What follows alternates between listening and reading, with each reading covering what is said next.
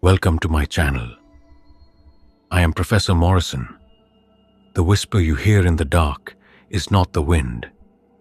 It is the language the past has chosen to speak with you. From which city and at what time are you watching us? Don't forget to subscribe and leave a like so you don't get lost in the darkness. Now, the story begins. Get ready. The hook of the scorched deep, the ifrit of the silent wharf. In the fog-laden reaches of modern Maine, tucked away from the bustling tourist docks, stood a derelict fishing shack, known to the few remaining locals as the Widow's Watch.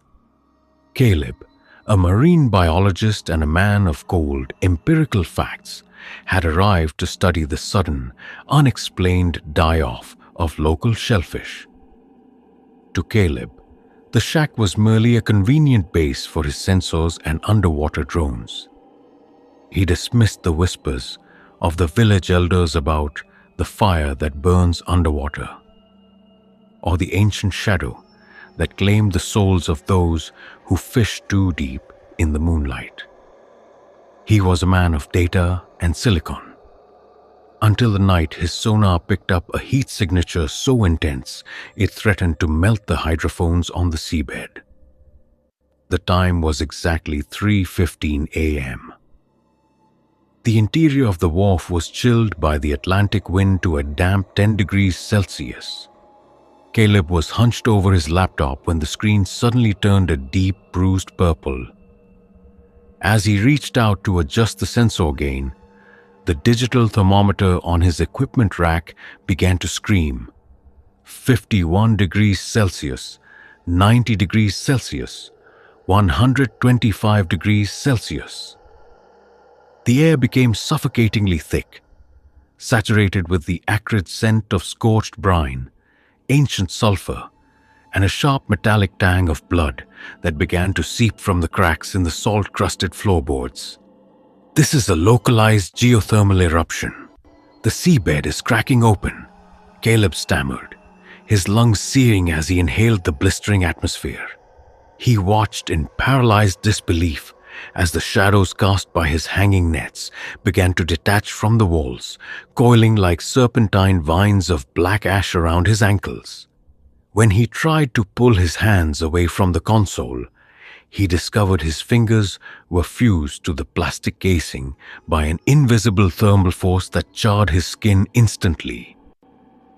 From the dark, oily water beneath the shack's floorboards, a thick black smoke began to pour. Not rising, but swirling around Caleb like a chain of white-hot embers. From that briny shroud emerged a towering, terrifying figure woven from smokeless fire and shifting obsidian shadows. This was an Ifrit, a jinn of the most malevolent lineage, who had been sealed beneath the oceanic shelf for centuries by a maritime sorcerer who sought to calm the storms of the north.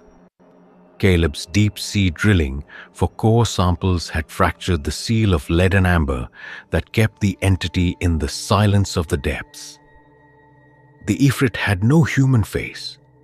Its head was a vortex of violet flames, and its eyes were two rifts of blue magma pulsing with a fury accumulated over 1,000 years of drowning in cold darkness.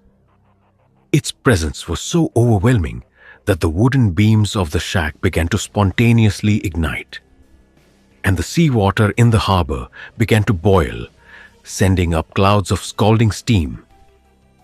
The entity's magic manifested as a web of incandescent wires that erupted from the water, piercing Caleb's diving suit and weaving into his nervous system, connecting his flesh to the ancient burning hunger of the abyss.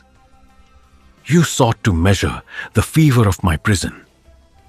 Little creature of salt and bone," the Ifrit's voice thundered, a vibration that made the very wharf groan as if it were alive. "But in these depths, there is no salvation in science. Your body shall be the new hook where I hang my eternal fire upon this world of freezing waves.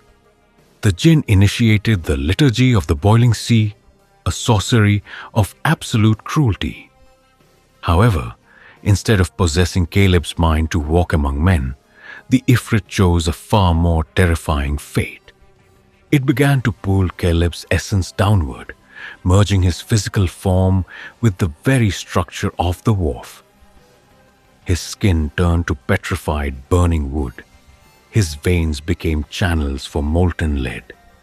But as the transformation reached its peak, the Ifrit did not vanish into the night.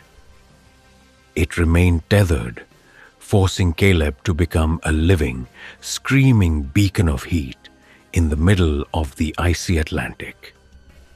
Every time a fisherman would approach the shack seeking shelter from a storm, the heat from Caleb's burning shell would draw them in like moths to a flame, only for the floorboards to open and drop them into the boiling maw of the Ifrit below. The next morning, the shack looked perfectly intact from the shore, but a strange, unnatural warmth radiated for miles. Caleb was gone, but his voice could still be heard in the hiss of the steam rising from the water. He was now the warden of the scorched deep, a permanent part of the wharf, doomed to watch through violet eyes as the ocean he once loved turned into a graveyard of fire and ash. The Ifrit had found its permanent throne, and the silent wharf would never be cold again. The abyss beneath the arches, the Ifrit of the underpass.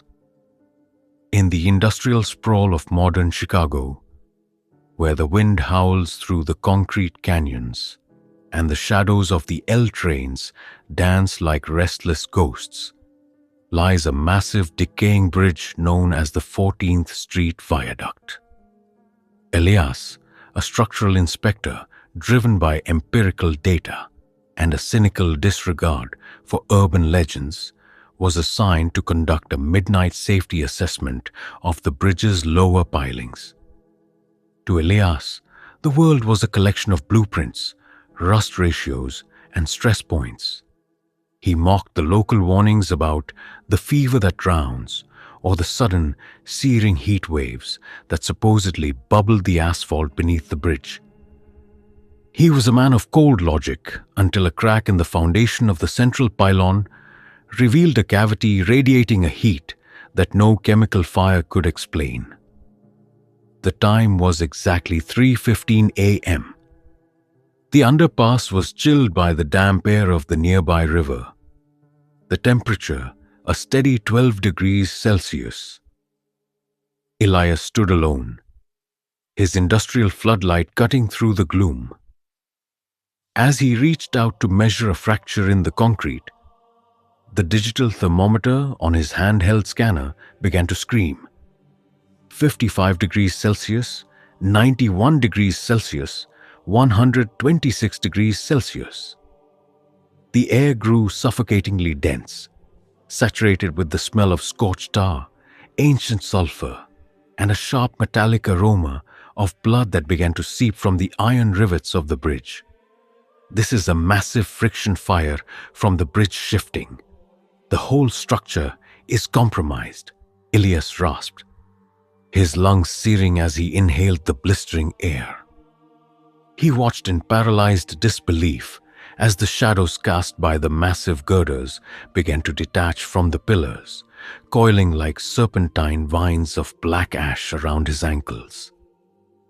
When he tried to pull his hand away, he discovered his fingers were fused to the concrete by an invisible thermal force that charred his protective gloves instantly. From the dark water swirling beneath the bridge, a thick, black smoke began to pour, not rising, but swirling around Elias's waist like a chain of white-hot embers. From that concrete shroud emerged a towering, terrifying figure, woven from smokeless fire and shifting obsidian shadows. This was an Ifrit, a genie of the most destructive lineage, who had been sealed beneath the original timber of this crossing centuries ago by a mystic who sought to imprison the fever of the deep marsh. Elias's act of measuring the crack had shattered the seal of salt and molten lead that kept the entity in the silence of the arch. The Ifrit had no human face. Its head was a vortex of violet flames, and its eyes were two rifts of blue magma, pulsing with a fury accumulated over 1,000 years. Its presence was so overwhelming that the heavy steel beams of the bridge began to glow a dull, dangerous red, and the water of the river nearby began to boil. The entity's magic manifested as a web of incandescent wires that erupted from the concrete, piercing Elias's uniform and weaving into his nervous system, connecting his flesh to the ancient burning hunger of the Jinni. "You sought to measure the strength of my cage, little worm of steel," the Ifrit's voice thundered, a vibration that made the entire bridge groan as if it were alive. "But in this abyss, there is no safety for the soul.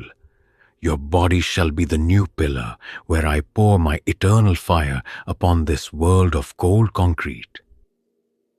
The Jinni initiated the liturgy of the scorched pillar, a sorcery of absolute cruelty.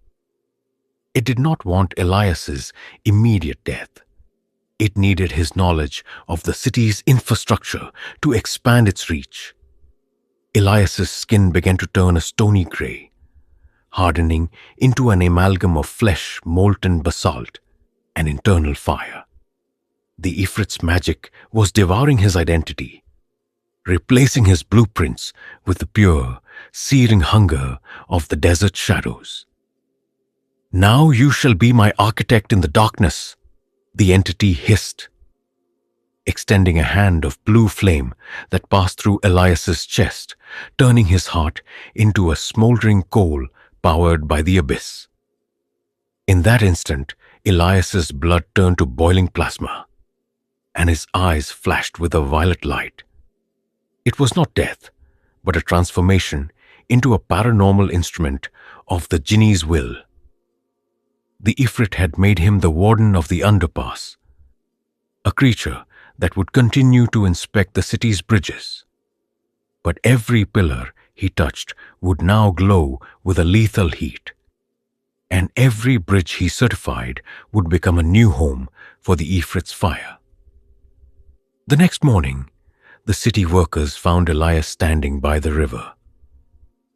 He looked almost normal, save for a deathly waxen pallor, and the fact that the air around him constantly shimmered with a dry, unbearable heat.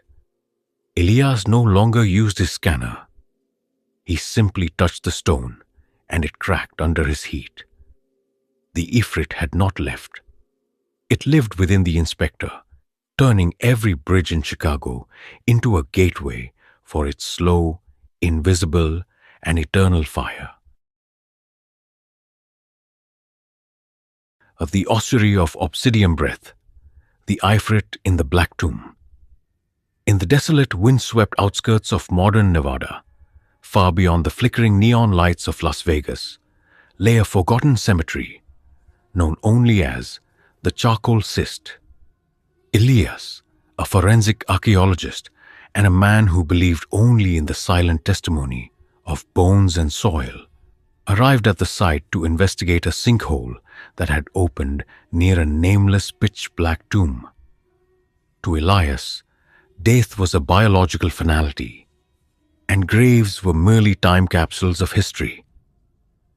He dismissed the local legends of the grave that bleeds smoke, or the intense localized heat that supposedly distorted the air around the obsidian-colored stone.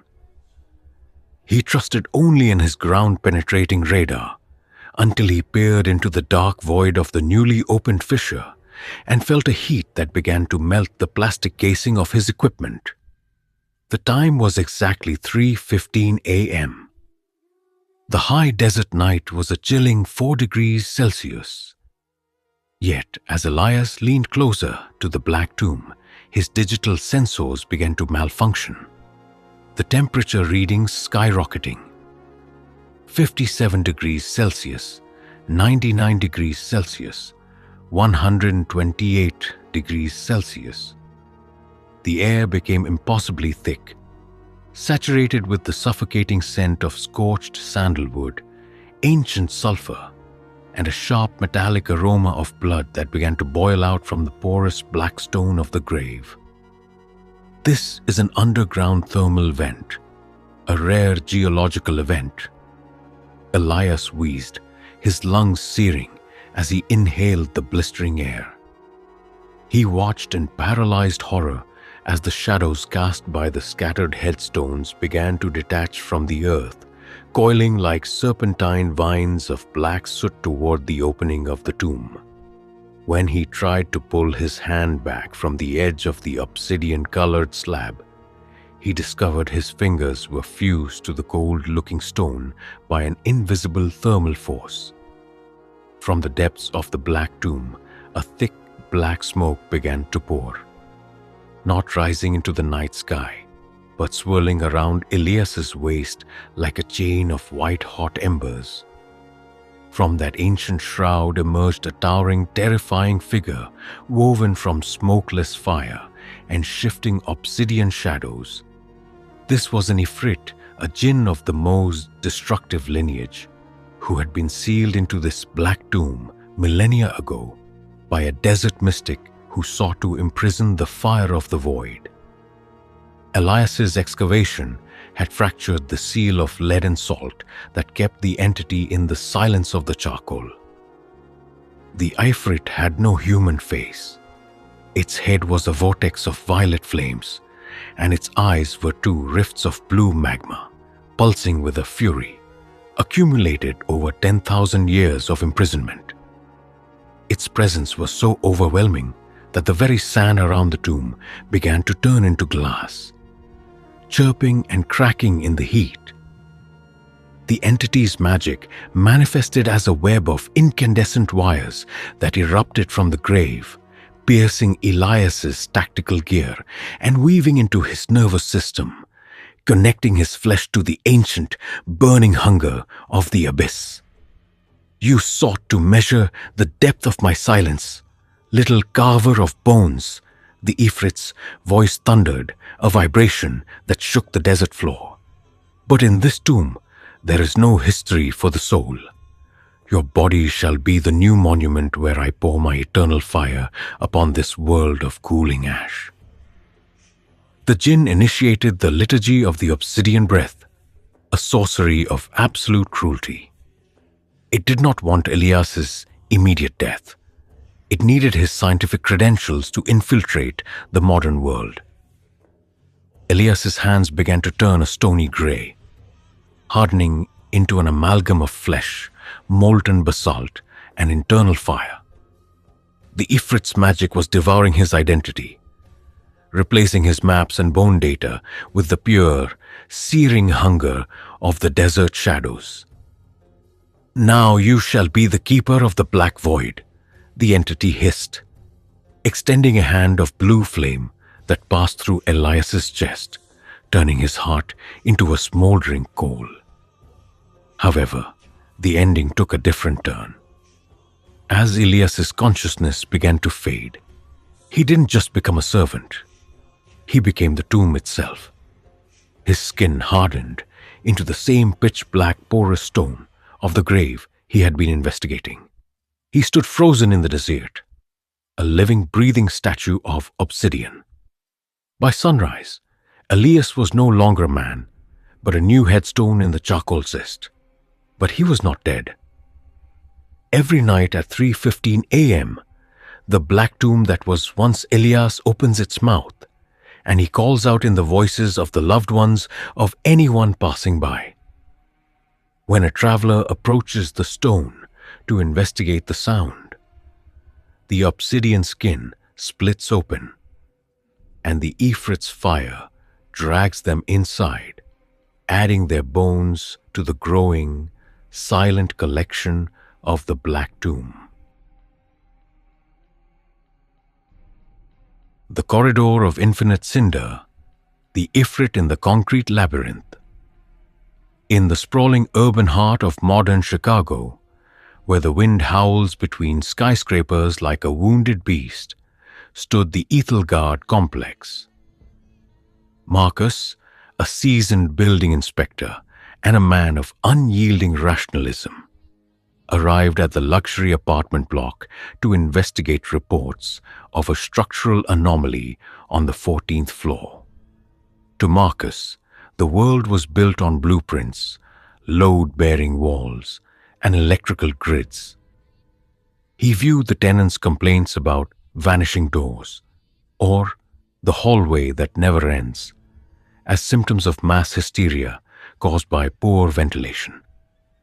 He was a man who trusted his laser measurer and his hard hat until he stepped out of the elevator into a corridor that stretched far beyond the physical dimensions of the building, radiating a heat that began to warp the very air. The time was exactly 3:15 a.m. The hallway should have been a standard 20 meters long, cooled to a crisp 19 degrees Celsius by the central air conditioning. However, as Marcus walked, his laser measurer flashed an error code. The distance was infinite. The digital thermometer on his belt began to climb with terrifying speed. 52 degrees Celsius, 88 degrees Celsius, 122 degrees Celsius. The air grew suffocatingly thick, saturated with the smell of scorched ozone, ancient sulfur, and a sharp metallic scent of blood that began to seep from the edges of the designer wallpaper. "This is a massive failure in the HVAC system. The insulation must be catching fire," Marcus wheezed, his lungs searing as he inhaled the blistering air. He watched in paralyzed disbelief as the shadows cast by the emergency exit signs began to detach from the walls, coiling like serpentine vines of black ash around his ankles. When he reached for the handle of the nearest apartment door, he discovered his skin was fused to the brass by an invisible thermal force that charred his palm instantly. From the cracks in the ceiling tiles, a thick black smoke began to pour, not rising but swirling around the corridor like a chain of white-hot embers. From that concrete shroud emerged a towering, terrifying figure woven from smokeless fire and shifting obsidian shadows. This was an Ifrit, a jinn of the most malevolent lineage, who had been sealed within the limestone foundation of the city centuries ago by a tribe that sought to imprison the breath of the desert. The deep pilings of the modern apartment complex had fractured the seal of lead and salt that kept the entity in the silence of the stone. The Ifrit had no human face. Its head was a vortex of violet flames, and its eyes were two rifts of blue magma, pulsing with a fury accumulated over 1,000 years. Its presence was so overwhelming that the concrete floor began to crack and vitrify, turning into a glowing glass-like substance. The entity's magic manifested as a web of incandescent wires that erupted from the walls, piercing Marcus's reflective vest and weaving into his nervous system, connecting his flesh to the infinite burning geometry of the hallway. "You sought to measure my cage with your toys of light, little architect of dust," the Ifrit's voice thundered, a vibration that shattered every light fixture in the complex.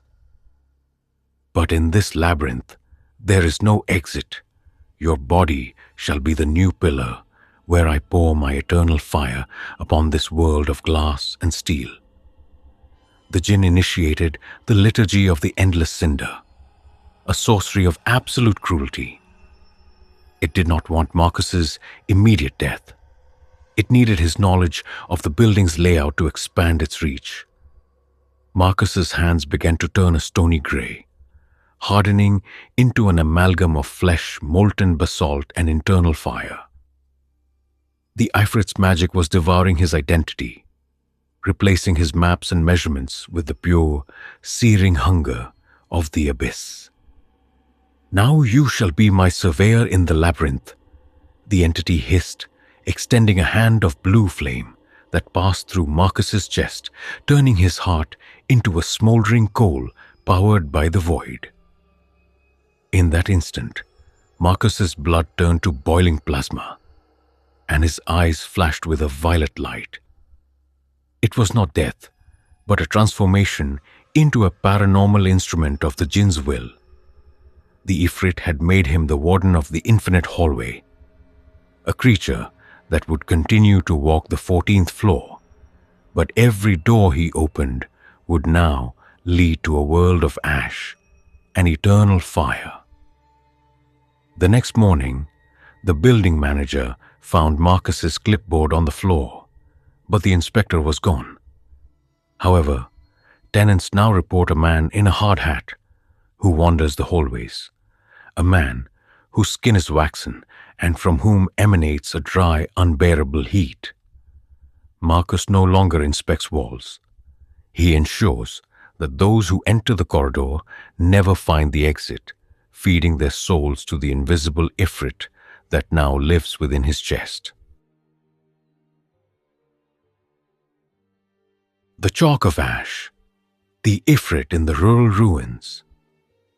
In the desolate plains of modern Oklahoma, where the wind carries the dust of forgotten dreams and the ghosts of the Great Depression, stood the skeletal remains of the Willow Creek Schoolhouse. Julian, a historical preservationist and a man of unyielding scientific rigor, arrived at the site to document the structural decay of the early 20th century building. To Julian, the schoolhouse was merely a crumbling arrangement of rotten timber and cracked slate. He laughed at the local folklore about the teacher of ember, or the phantom warmth that supposedly radiated from the cellar during the new moon. He was a man of facts, until a heavy, rusted iron bell buried beneath the floorboards began to glow with a heat that defied the laws of physics. The time was exactly 3:15 a.m. The plains were gripped by a freezing midnight chill, kept at a steady -2 degrees Celsius. Julian stood alone in the center of the derelict classroom, his high-powered flashlight cutting through the gloom. As his gloved hand touched the surface of the buried bell, the digital sensor on his equipment began to flicker and scream. 52 degrees Celsius, 90 degrees Celsius, 125 degrees Celsius. The air grew suffocatingly dense, saturated with the pungent scent of scorched cedar, ancient sulfur, and a sharp metallic aroma of blood that began to weep from the cracks in the old blackboard. "This is an underground gas leak or a chemical reaction in the soil," Julian gasped, his lungs searing as he inhaled the blistering air. He watched in paralyzed disbelief as the shadows cast by the broken desks began to detach from the floor, coiling like serpentine vines of black ash around the support beams. When he tried to pull his hand away, he discovered his fingers were fused to the iron bell by an invisible thermal force that charred his skin instantly. From the gaps in the floorboards, a thick, black smoke began to pour, not rising, but swirling around the teacher's podium like a chain of white-hot embers. From that dark shroud emerged a towering, terrifying figure, woven from smokeless fire and shifting obsidian shadows. This was an Ifrit, a Jinn of the most malevolent lineage, who had been sealed beneath the prairie foundations centuries ago by a medicine man who sought to imprison the flame of the red wind. Julian's act of unearthing the bell, which served as the final muhur, seal, had shattered the silence of the abyss. The Ifrit had no human face.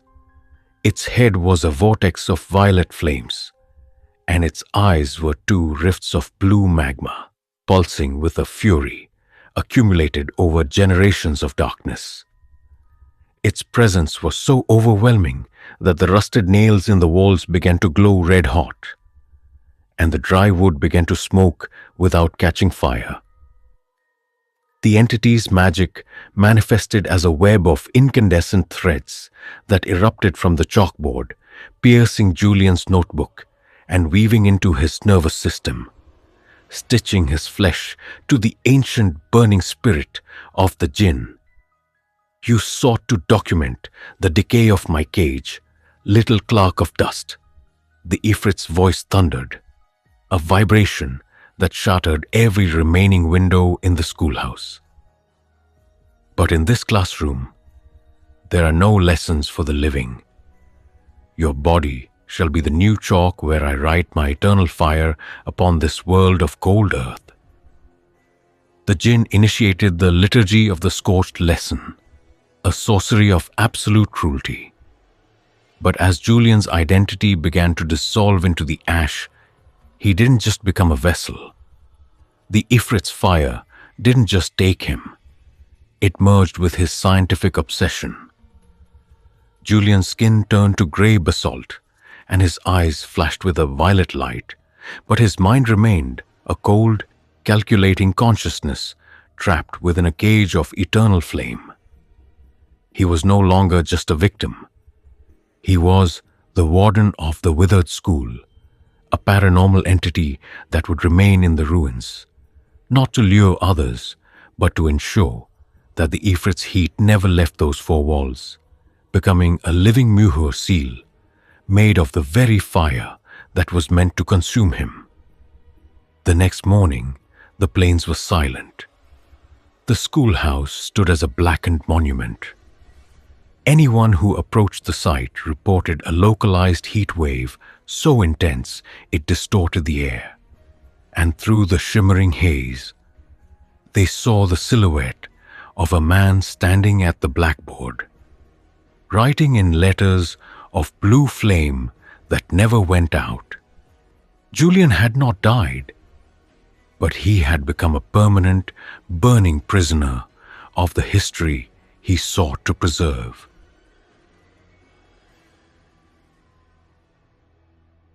The cradle of cinders, the Ifrit in the vacant nursery. In the fog-laden suburbs of modern Oregon, nestled between the towering pines and the whispering winds of the Pacific Northwest, stood the abandoned Miller estate. Elias, a specialist in high-end estate liquidations and a man of unwavering skepticism, arrived at the property to catalogue the remains of a house that had been vacant for 40 years. To Elias, the world was a collection of assets, market values, and structural integrity. He dismissed the local superstitions about the burning lullaby or the inexplicable heat that supposedly radiated from the attic during the autumn equinox. He was a man of cold facts until he entered the dust-choked nursery and found a hand-carved wooden cradle that glowed with a heat that defied the very laws of thermodynamics. The time was exactly 3:15 a.m. The house was gripped by a coastal midnight chill, kept at a steady 8 degrees Celsius. Elias stood alone in the center of the nursery, his industrial flashlight cutting through the thick layer of dust. As his gloved hand approached the polished wood of the cradle, the digital sensor on his wrist began to flicker and scream. 54 degrees Celsius, 94 degrees Celsius, 128 degrees Celsius. The air grew suffocatingly dense, saturated with the pungent scent of scorched cedar, ancient sulfur, and a sharp, metallic aroma of blood that began to bead like dew on the faded wallpaper. This must be a chemical reaction in the old wood finish, Elias rasped, his lungs searing as he inhaled the blistering air.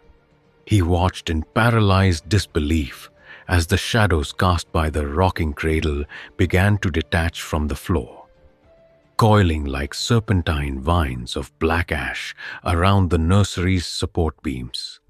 When he tried to pull his hand away, he discovered his fingers were fused to the wooden rim by an invisible thermal force that charred his skin instantly. From the hollow space inside the cradle, a thick black smoke began to pour, not rising, but swirling around the floor like a chain of white-hot embers. From that dark shroud emerged a towering, terrifying figure, woven from smokeless fire and shifting obsidian shadows. This was an Ifrit, a jinn of the most malevolent lineage, who had been sealed inside the wood of the cradle centuries ago by a desperate sorcerer seeking to protect a royal bloodline from the flame of the desert. Elias's act of disturbing the object had shattered the seal of lead and salt that kept the entity in the silence of the wood. The Ifrit had no human face. Its head was a vortex of violet flames, and its eyes were two rifts of blue magma, pulsing with a fury accumulated over generations of darkness. Its presence was so overwhelming that the floorboards began to smoke, and the old toys in the room began to melt into puddles of colorful plastic. The entity's magic manifested as a web of incandescent threads that erupted from the cradle, piercing Elias's suit and weaving into his nervous system, stitching his flesh to the ancient, burning spirit of the jinn. "You sought to appraise the vessel of my rage, little counter of coins," the Ifrit's voice thundered, a vibration that shattered every window in the estate. "But in this nursery, there is no rest for the living. Your body shall be the new hearth where I nurse my eternal fire upon this world of damp earth." The jinn initiated the liturgy of the scorched cradle, a sorcery of absolute cruelty.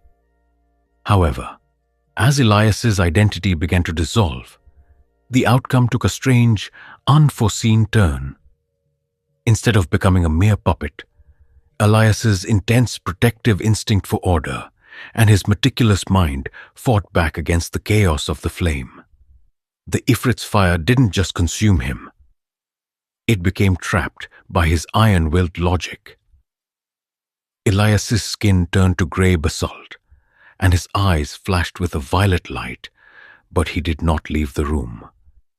He became the guardian of the empty room, a paranormal entity that did not spread the fire, but rather acted as a living, breathing containment unit. The heat did not spread to the rest of the house. Instead, the nursery became a pocket of impossible, concentrated energy. Elias remained there, rocking the empty cradle for eternity, his very existence serving as a permanent, burning anchor that kept the Ifrit from ever crossing the threshold of that room. The next morning, the estate appeared normal from the outside. But any inspector who dared to step into the hallway outside the nursery reported a localized heat wave so intense it distorted the air. And through the keyhole, they saw the silhouette of a man made of cinders, ensuring that the fire remained exactly where it belonged, locked away in the silence of the empty cradle.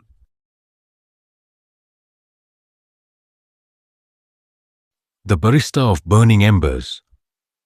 In the rain-slicked heart of modern-day London, tucked away in a cobblestone alleyway that Google Maps struggled to identify, sat a cafe named the Obsidian Grind. It was a sleek, minimalist establishment, all polished black marble and dim, recessed lighting. There were no cozy sofas or rustic wooden beams here. The air carried a scent far heavier than roasted beans. It smelled of ancient dust, ozone, and something faintly metallic, like blood on a cold blade. Julian, a high-frequency trader with a soul made of spreadsheets and a heart hardened by the London Stock Exchange, stumbled into the shop at 3 a.m. He was desperate for a caffeine fix to fuel his late-night greed. The only person behind the counter was a woman named Hecate, or so her name tag claimed. She was impossibly tall, with skin the color of parched parchment and eyes that didn't seem to reflect the cafe's interior. "A double espresso," Julian barked, slamming his corporate credit card onto the marble. "Make it fast, time is money." Hecate smiled, but the expression didn't reach her eyes.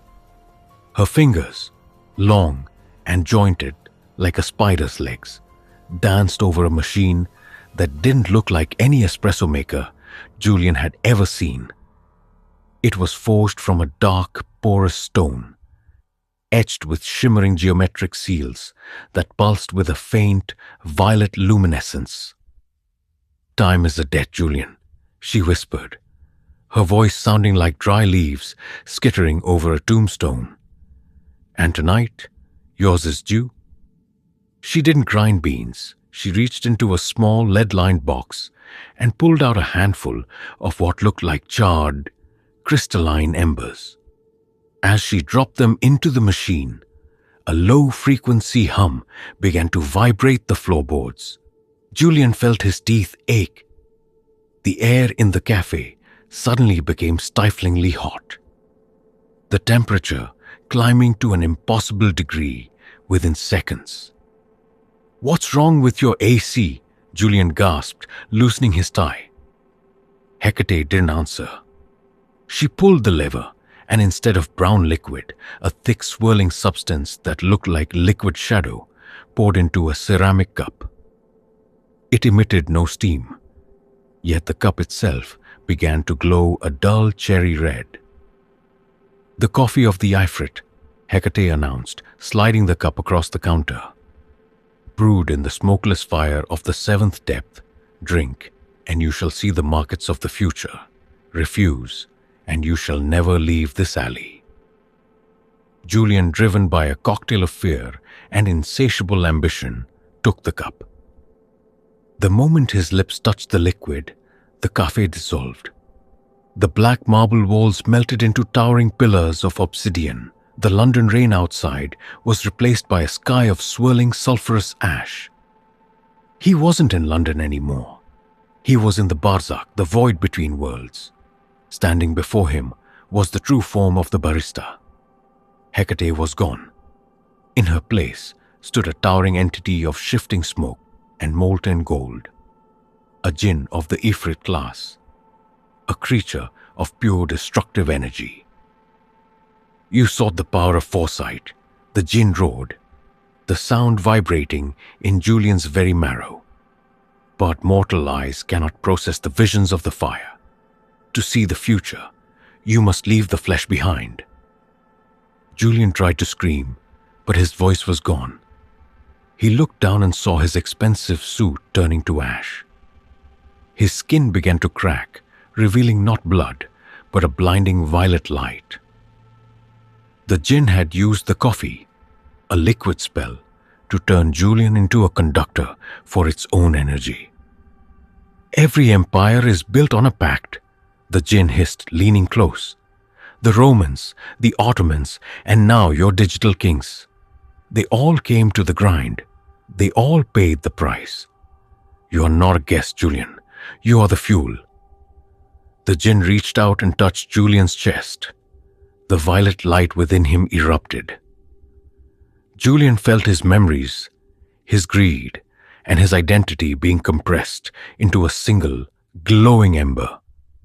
The entity picked up the ember, Julian's soul, and placed it back into the lead-lined box behind the counter. The world flickered like a dying television screen. The next morning, the London sun struggled through the clouds.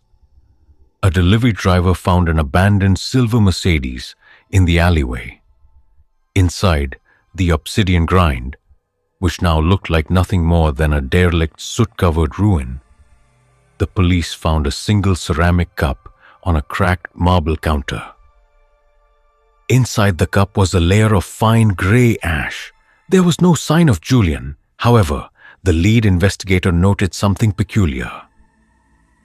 On the charred wall of the shop, a new shadow had appeared, a shadow of a man in a suit, frozen in a silent scream, clutching a briefcase that wasn't there. A new cafe would open in another alleyway next week. It would have a different name and a different barista, but the menu would remain the same. And somewhere, in the deep silence of the smokeless fire, Julian would spend eternity watching the stock prices of a world he no longer belonged to, a silent prisoner of the 40-year debt. The relic of ravenous ash, the Ifrit in the dust. In the neon-drenched streets of modern New Orleans, tucked away between a jazz club and a shuttered pharmacy, stood the Gilded Grave, an antique shop that time had seemingly ignored. Silas, a meticulous appraiser and a man of cold, empirical facts, was the shop's keeper. To Silas, history was a series of transactions, and artifacts were merely wood, glass, or metal waiting for a price tag. He dismissed the neighborhood rumors of the breathing mirror or the inexplicable dry heat that emanated from the shop's basement. He believed only in the carbon dating and the craftsmanship of the past.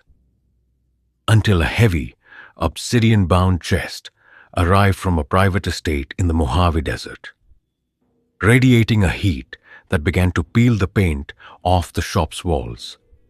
The time was exactly 3:15 a.m. The shop was climate-controlled at a precise 19 degrees Celsius to protect the fragile tapestries. Silas stood alone in the dim light of the basement, his magnifying glass in hand. As he reached out to brush the thick layer of grey dust off the obsidian chest, the digital thermometer on his workstation began to scream.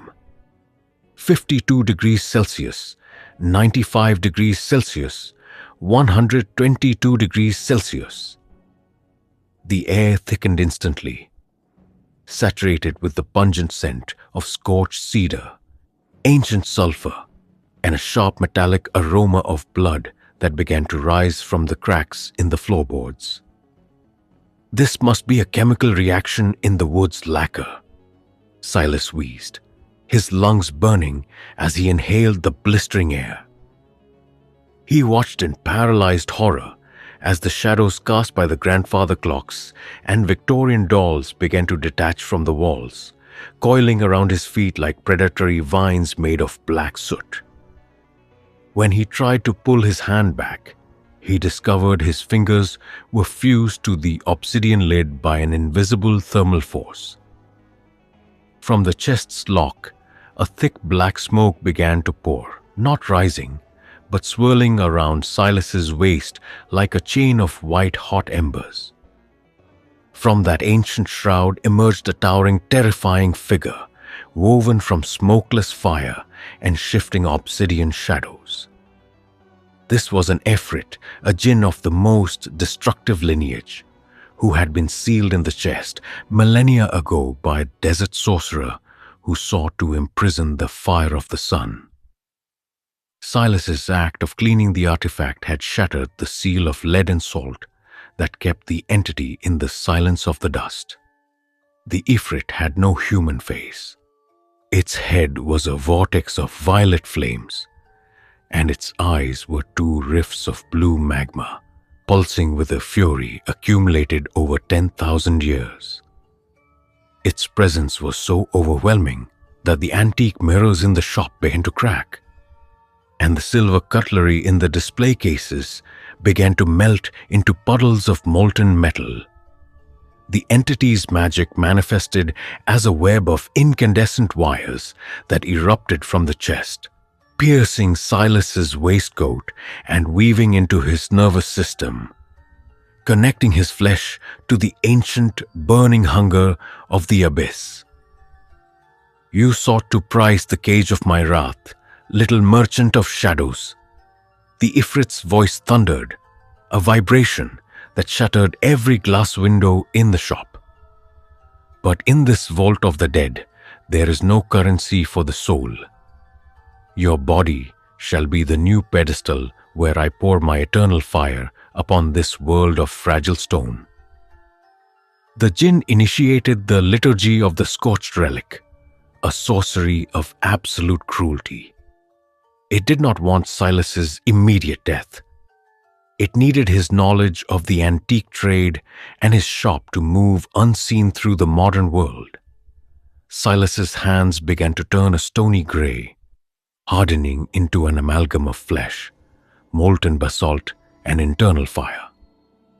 The Ifrit's magic was devouring his identity, replacing his memories of history with the pure, searing hunger of the desert shadows. Now you shall be my curator in the light, the entity hissed, extending a hand of blue flame that passed through Silas's chest, turning his heart into a smoldering coal powered by the void. In that instant, Silas's blood turned to boiling lava, and his eyes flashed with a violet light. It was not death, but a transformation into a paranormal instrument of the jinn's will. The Ifrit had made him the collector of ash, a creature that would continue to run the gilded grave, but every antique he sold would now carry a fragment of the Ifrit's fire, destined to consume the buyer's home from within. The next morning, the city of New Orleans saw Silas opening the shop as usual. He looked almost normal, save for a deathly waxen pallor and the fact that the air around him constantly shimmered with a dry, unbearable heat.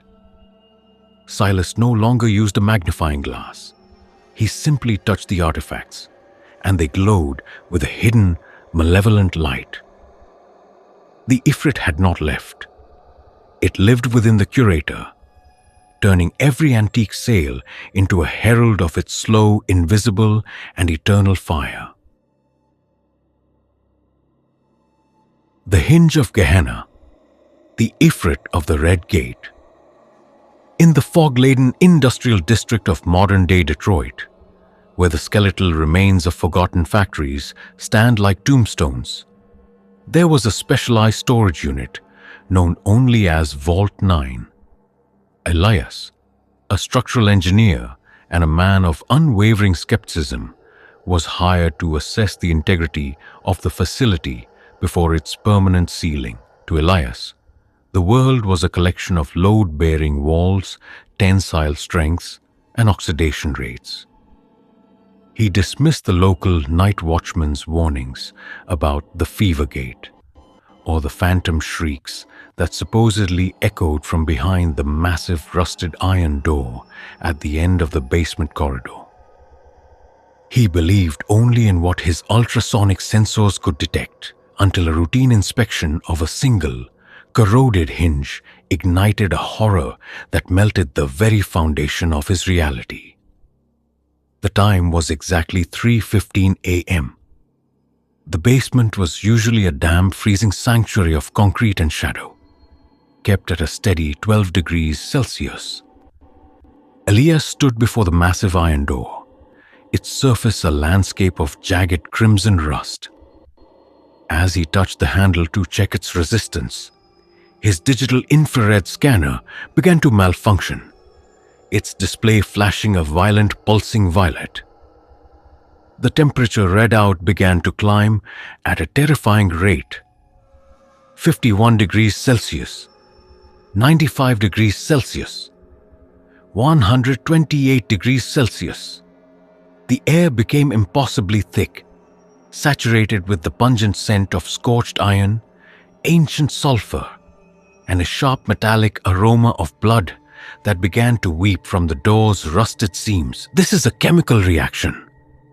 The metal is oxidizing at an impossible speed, Elias stammered, his lungs searing as he inhaled the blistering atmosphere. He watched in paralyzed disbelief as the shadows cast by his industrial spotlight began to detach from the floor, coiling like serpentine vines of black ash around the door's frame, pulling him toward the rusted surface. When he tried to pull back, he discovered his hands were fused to the iron by an invisible thermal force that charred his palms instantly. From the cracks in the door's hinges, a thick black smoke began to pour, not rising, but swirling around Elias like a chain of white-hot embers. From that metallic shroud emerged a towering, terrifying figure, woven from smokeless fire and shifting obsidian shadows. This was an Ifrit, a jinn of the most ancient and destructive lineage, who had been sealed behind this gate over a century ago by a secret society of occultists who sought to harness the fire of the void. The structural vibrations caused by the city's heavy machinery had fractured the seal of ash and lead that kept the entity in the silence of the iron. The Ifrit had no human face.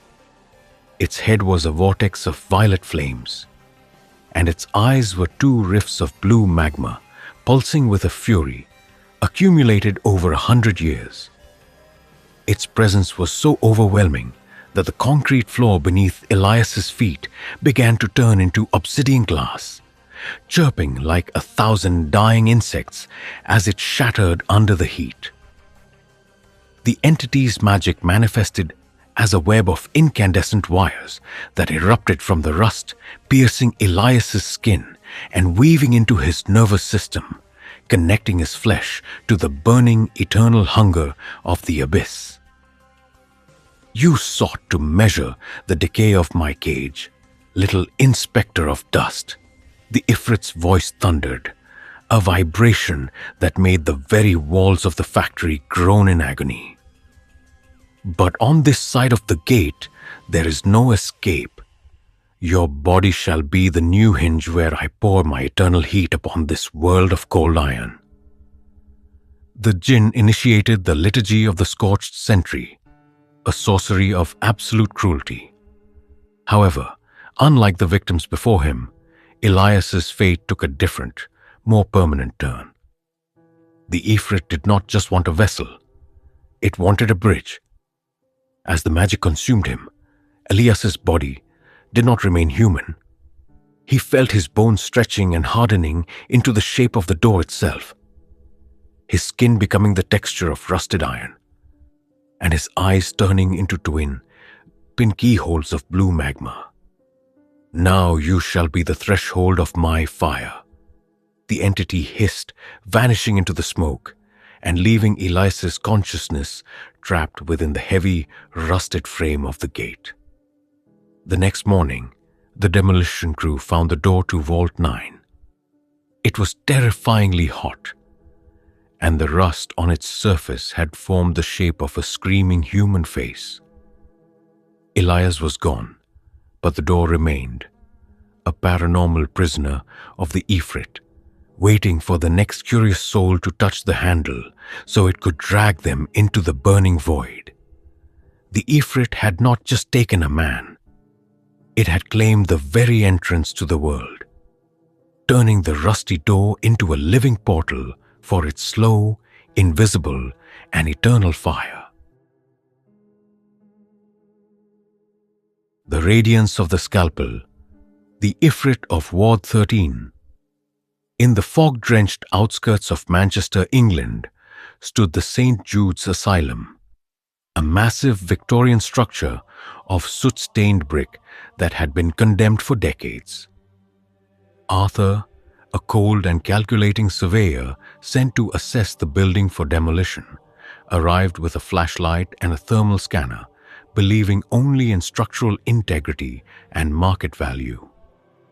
To Arthur, the stories told by the locals about the heat that breathes from the walls, or the shadows that slipped through chained doors, were merely the superstitions of those who feared progress.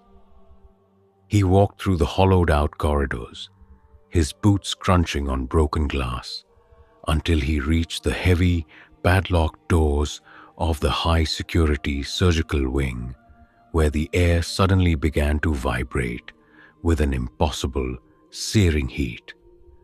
It was exactly 3:15 a.m. The temperature in the hallway, which should have been a damp and freezing 4 degrees Celsius, spiked violently. Arthur's digital thermal scanner began to scream as the numbers flickered erratically. 49 degrees Celsius, 86 degrees Celsius, 114 degrees Celsius. The air grew thick, saturated with the smell of scorched gauze, ancient sulfur, and the sharp, metallic tang of blood that seemed to weep from the rusted hinges of the ward. This must be a massive gas leak in the old steam tunnels. The whole structure is a fire hazard. Arthur gasped, his lungs burning with every breath. As he reached out to inspect the padlock, he watched in horror as the heavy steel melted into a white-hot liquid under his touch, while the shadows of the abandoned gurneys began to move independently, stretching across the walls like grasping talons. When he tried to turn back, he found that his feet were fused to the cracked linoleum floor by an invisible thermal force. From the vents in the ceiling, a dense black smoke began to pour, not rising, but coiling around his torso like a chain of cinders. Out of this shifting darkness emerged a towering, terrifying figure woven from smokeless fire and liquid shadow. It was an Ifrit, a jinn of the most destructive lineage, who had been imprisoned in the foundations of this hospital centuries ago by a doctor who practiced forbidden alchemy to cauterize the souls of the dying. The structural decay and the shifting of the earth had fractured the seal of ash that had kept the entity bound in the silence of the sick. The Ifrit had no human face. Its head was a vortex of violet embers, and its eyes were two slits of blue magma that pulsed with the rage accumulated through ages of confinement. Its presence was so overwhelming that the glass vials on the nearby carts shattered simultaneously, creating a rain of incandescent shards. The jinn's magic manifested as a web of plasma threads that erupted from the walls, piercing Arthur's skin and binding his nervous system to the agony of those who had expired in this very ward. You came to appraise my prison of rubble. Little surveyor of dust, the Ifrit's voice thundered, a vibration that made the hospital's foundations groan as if they were screaming. But in this ward, there is no discharge, only that your body shall be the new vessel where I shall pour my eternal fire upon this world of weak flesh. The entity began the liturgy of the scorched breath, a sorcery of unthinkable cruelty. It did not seek Arthur's immediate death. It needed his voice of authority and his access to the modern world to spread its cinders beyond the hospital walls. Arthur's hands, once skilled at taking notes and measuring dimensions, began to turn grey, transforming into an amalgam of flesh, molten basalt, and internal fire. The Ifrit's magic was devouring his identity, replacing it with the raw hunger of the shadows that haunt the places where life surrenders. Now you shall be my diagnosis on the surface, the entity hissed, extending a hand of blue fire that passed through Arthur's chest, sealing the pact of ash and transforming him into a portal of forbidden heat. The next morning, the demolition crew found Arthur's car at the gate, but Arthur himself seemed changed. He stood in the lobby, appearing normal to the untrained eye, yet possessing a cadaverous paleness and an unbearable heat emanating from his grey suit. Arthur no longer assessed buildings. Now he only stood in silence at the entrances of busy city centers, waiting for others to cross his path so he could feed the invisible fire of the Ifrit that now inhabited his lungs.